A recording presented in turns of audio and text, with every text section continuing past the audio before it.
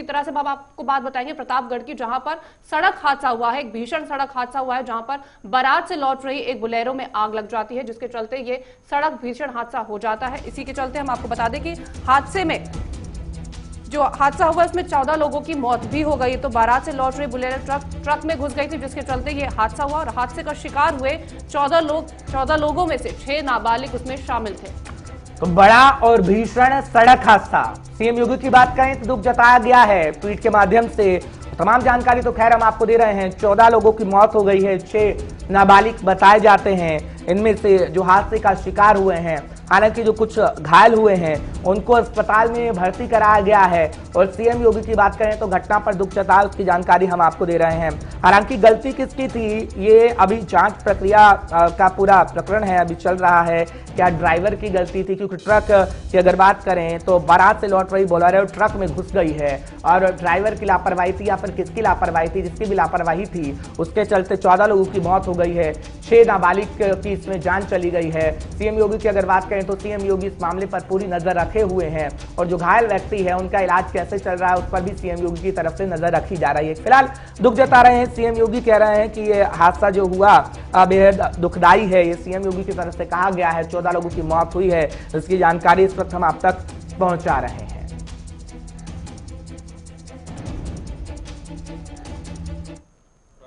11:45 बजे थाना क्षेत्र मानिकपुर अंतर्गत प्रयागराज लखनऊ हाईवे पर एक बोलेरो और एक ट्रक में एक्सीडेंट होने की सूचना प्राप्त हुई। इस सूचना पर तत्काल सीओ कुंडा सर्कल की फोर्स के साथ मौके पर पहुंचे। मौके पर जो पुलिस बल पहुंचा उनके द्वारा घटनास्थल पर क्षतिग्रस्त बोलेरो गाड़ी से 5 डेड बॉडी बाहर निकाली गई। इसके बाद जेसीबी द्वारा बोलेरो को ट्रक के नीचे से बाहर निकाला गया, रेस्क्यू ऑपरेशन चालू किया गया और जो क्षतिग्रस्त बोलेरो थी उससे 9 और व्यक्तियों की डेड बॉडी पुलिस के द्वारा बरामद की गई। इस प्रकार इस दुखद दुर्घटना में लगभग कुल 14 व्यक्तियों की मृत्यु हुई है। मृत व्यक्तियों में 8 पुरुष हैं जिनकी उम्र 20 से 60 वर्ष के बीच में है और 6 बच्चे हैं जिनकी उम्र 7 से 15 वर्ष के बीच में है। सभी मृतकों की डेड बॉडी को सीएचसी कुंडा पहुंचाया गया है, जहां पुलिस द्वारा अभी वर्तमान में पंचायतनामा की कार्रवाई की जा रही है। तो लगातार हम आपको जानकारी दे रहे हैं और जानकारी के साथ हमारे साथ अनूप सिंह जुड़ रहे हैं। तमाम जानकारी वो भी आप तक पहुंचाएंगे। अनूप, जानकारी दीजिएगा। 14 लोगों की मौत हो गई है, 6 नाबालिग इसमें बताए जाते हैं। बताइए कितने घायल हैं, क्या घायलों की स्थिति है? सीएम योगी ने जो दुख जता दिया है, किसकी गलती थी? लापरवाही के चलते ये सड़क हादसा हो गया भीषण। देखिए, बहुत दुखद घटना है। तेज रफ्तार एक बार फिर 14 लोगों की जान ले ली है। कल बारात में शामिल होने एक गांव के करीब 12 लोग हैं और बाकी ड्राइवर समेत 2 अन्य गांव के रहने वाले दोनों लोग बताए जा रहे हैं। इस समय रात बारात से वापस हो रहे थे। इनकी रफ्तार काफी तेज बताई जा रही थी। आप हर समझ सकते हैं कि किस तरीके से इतनी रफ्तार होगी उस बोलेरो गाड़ी की। जब एक्सीडेंट के बाद खड़ी जो ट्रक में घुस गई उसके बाद उसमें 14 के जो सवार थे वो 14 लोग की मौत हो गई। इसमें 6 बच्चे बताए जा रहे हैं जो नाबालिग हैं। अब आप अंदाजा लगा सकते हैं, हर्ष की गैस कटर से काट के पुलिस ने रेस्क्यू करके तब उनके शवों को बाहर निकाला है। अब इससे अंदाजा लगाया सकता है कि कितनी हालात वहां पर कैसे बिगड़े होंगे और कितनी तेज गाड़ी होगी, कितनी अनियंत्रित होगी। और ऐसे में ड्राइवर को फिर एक बार वो लापरवाही का जो आरोप लगता है कि उस पलक झप गई, उसको नींद आ गई। ऐसे में वो एक बड़ा हादसा हो गया। सुबह होते हुए क्या बोलेरो गाड़ी की अगर बात करें अनूप, ये ओवरलोडेड थी? क्या वजह रही? क्या ओवरलोड के कारण संतुलन खो बैठी, ट्रक में जा घुसी? क्या कारणों का पता लग पाया है? क्योंकि पुलिस को भी हम सुन रहे थे, हालांकि इन कारणों का बता नहीं पा रही है पुलिस। क्या वजह रही?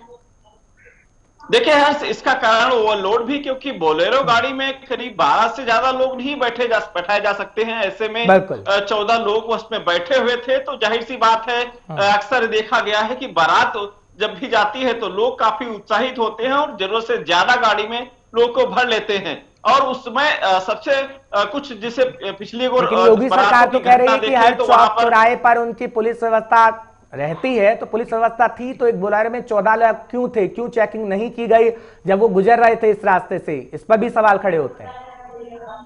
बिल्कुल हर्ष, सबसे बड़ा सवाल यह है कि यातायात माह उत्तर प्रदेश में चल रहा है। आज 20वां दिन है यातायात माह का और इस यातायात माह की पोल खुल गई है। कि करीब 14 और सवारी एक बोलेरो गाड़ी में जाती है, कितने चौराहे से गुजरी होगी।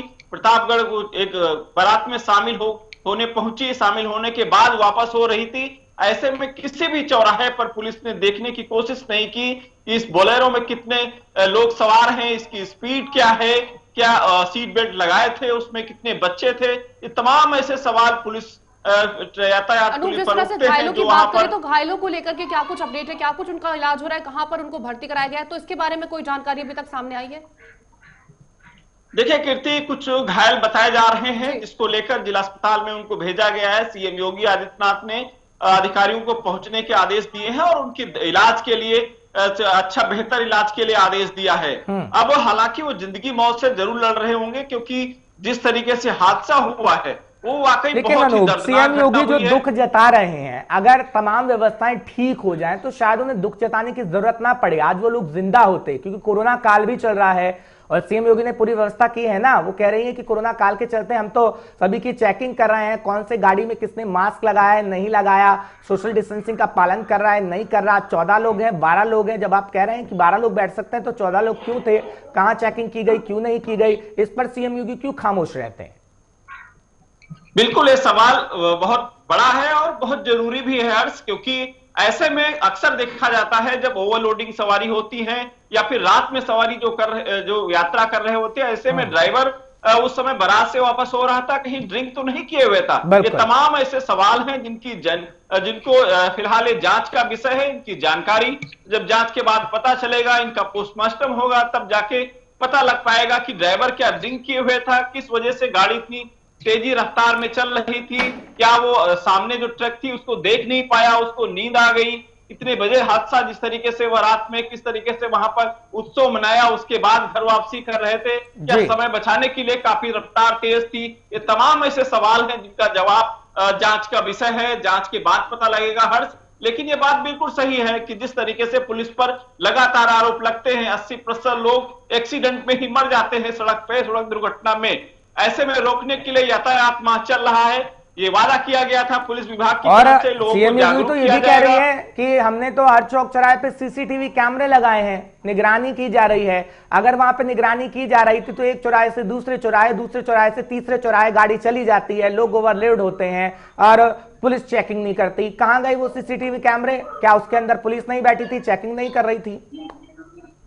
देखिए हर्षी, कुछ जो चीजें हैं सिर्फ कागजी हैं, उनकी हकीकत में अगर जब जाते हैं तो कुछ और निकलता है। कल आपको लखनऊ की एक बात बताना चाहेंगे, शेयर करना चाहेंगे। लखनऊ के करीब 1 दर्जन से ज्यादा चौराहों पर बिजली गुम हो गई थी, जो सिग्नल लाइट है वो जलना बंद हो गई थी। कारण ये था, दरअसल विभाग की तरफ से बिजली का बिल नहीं जमा किया गया था, जिसके कारण बिजली विभाग ने उसको काट दिया था। पूरे दिन भर पूरे लखनऊ में यातायात बिल्कुल चरमरा गया था, लोग जिधर से पा रहे थे उधर घुस जा रहे थे।